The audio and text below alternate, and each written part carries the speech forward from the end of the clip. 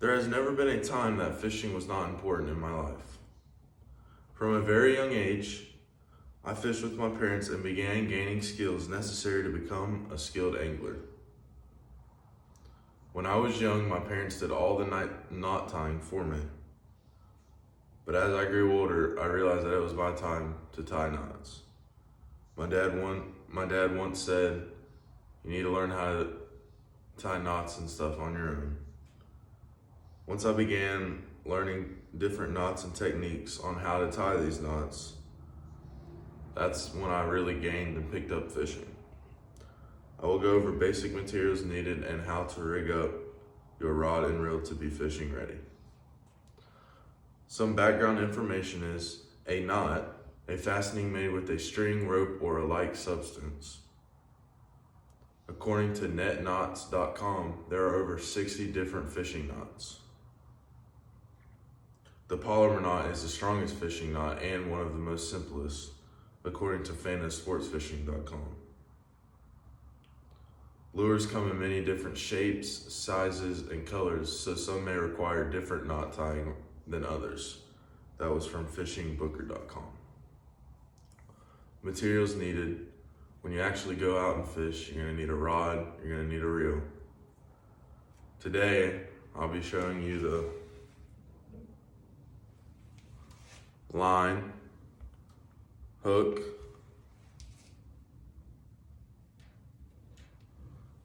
and soft plastic.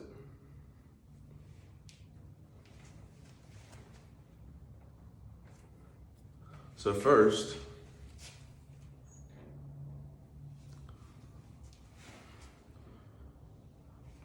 you have your hook. Now your hook's you're gonna loop over your line, and it's gonna be about 3 to 4 inches of doubled up line. Then to save a little bit of time, I already did it, but you're gonna take this tag in and push it through the eye of the hook, the circle on the hook. Next, you're gonna tie an open hand knot, meaning like a granny knot, just a simple knot. You're gonna go over and back through.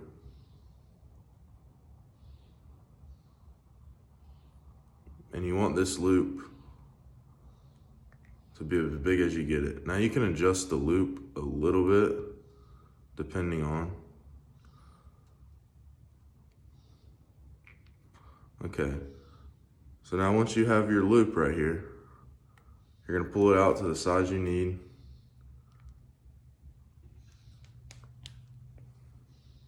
Like so. And you're gonna wanna take it over the back of your hook.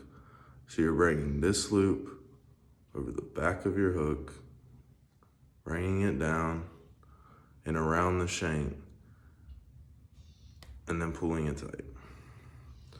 Now, when you first do this, your knot's gonna look kind of messy like this. So you wanna take your fingers and kind of work your knot a little bit and make sure that it's good.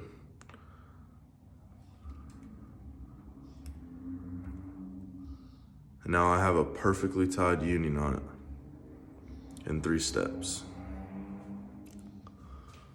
So next, there's this tag end here. You don't want this tag end.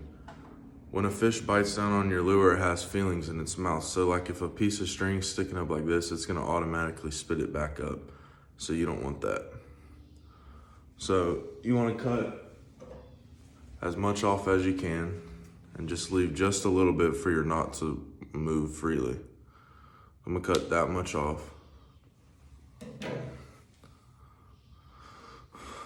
So now I have my knot, my tag end. Next, there's a few different parts of the hook. This is the barb and shank, and this is the elbow of the hook. The elbow of the hook is where your soft plastic is gonna sit. So barb shank, elbow of the hook, long shank. Next, you're gonna grab your bait like this. You got your hook like this. You're gonna make an incision on the top of your worm, pulling it through. Once you get about 1/2 inch to 1 inch down, you're gonna pull out like this. Now you're gonna take your worm and work it all the way down your hook and let it sit on the elbow. Remember the bend in your hook.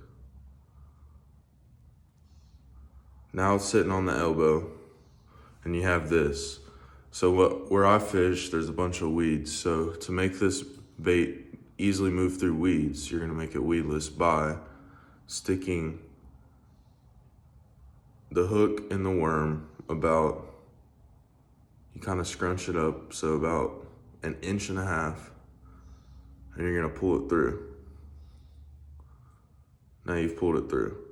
So now at the bottom of your worm, there's still open hook. So I pull this through and push it in. Now it's sitting flush with the worm, so it can easily slide up and down.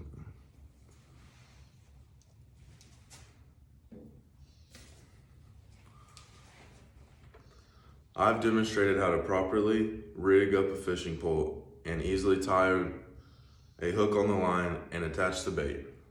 I hope you found this information very useful and it motivates you to get out in the water and fish. Thank you.